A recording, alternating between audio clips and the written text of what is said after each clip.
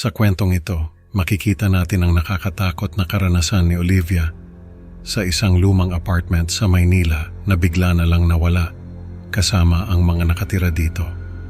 Sa ika-4 na palapag, naharap siya sa isang nilalang na pinagsama ang mga mukha ng kanyang mga kapitbahay na nagdala ng bangungot na hindi niya malilimutan.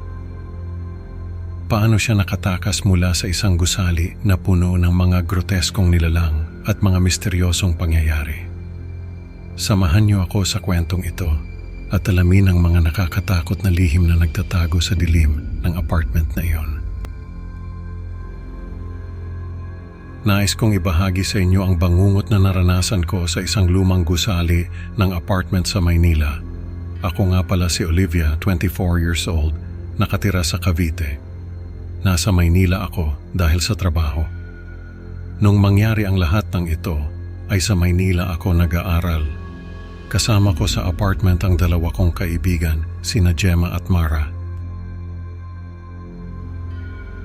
Nasa ika-4 na palapag kami ng building.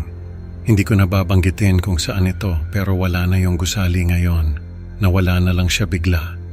Wala na rin yung mga tao na nakatira doon. Ako lang yung nakatakas. Kaya ako nagsasalita ngayon dahil gusto kong malaman ng mga pamilya ng mga tao na nakatira doon ang nangyari sa kanila.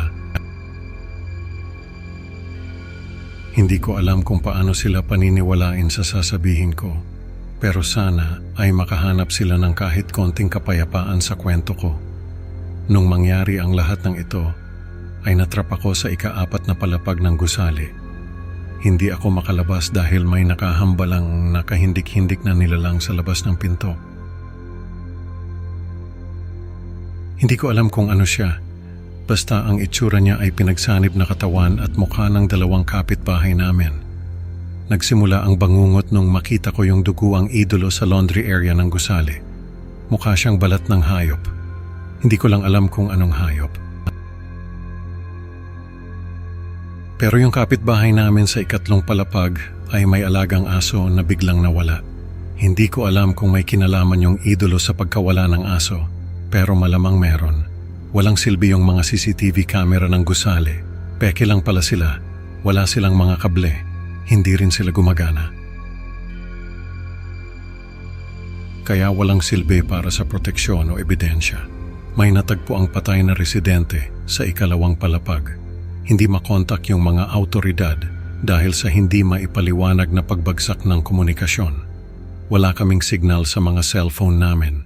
Hindi rin gumagana yung mga landline. Narinig ko yung usapan ng 2 residente tungkol sa mga kakaibang pangyayari sa gusali. Katulad ng pumapanglaw na mga ilaw, humahabang mga pasilyo, at mga kwarto na nagbabago ng anyo. Nung makaharap ko yung pinagsanib na nilalang sa labas ng apartment namin, ay bumalik ako sa loob at nagkulong doon. Nung sumilip ako sa bintana, ay hindi na Maynila ang nasa labas. Para na siyang isang disyertong tanawin na may mga kidlat na puno ng static. Hindi ko alam kung paano ko naisip na tumakas sa pamamagitan ng pagbasag sa nabubulok na sahig ng banyo namin. Pero yun yung ginawa ko, bumagsak ako sa apartment sa ika-3 palapag. Dumaan ako sa nagbago at nakakatakot na gusali. Nakakita ako ng mas marami pang groteskong nilalang. May mga bakas ng karahasan sa mga apartment. Nakita ko yung balat ng aso na ginamit sa paggawa ng idolo. Sa apartment ng isang residente ay nakita ko yung mga gamit sa okultismo na malamang ay ginamit niya para mag-imbita ng bangungot sa gusali. Nalaman ko na yung residente na yon ay may kinalaman sa lahat ng nangyari. Ginamit niya yung mga anting-anting at sakripisyo para lumikha ng tulay sa pagitan ng mundo ng tao at ng isang dimensyon ng sakit. Sakit na hindi lang pisikal kundi pati sa kalooban. Nung makarating ako sa ground floor, ay nagpasya akong harapin yung sitwasyon sa apartment ng residente na yon. Nakita ko yung journal niya. Nalaman ko na gusto niyang gawing tulay ang gusali para makapasok sa mundo natin yung nilalang na nasa dimensyon ng sakit. Ginawa niya ito dahil gusto niyang maghiganti sa mga tao na nakatira sa gusali.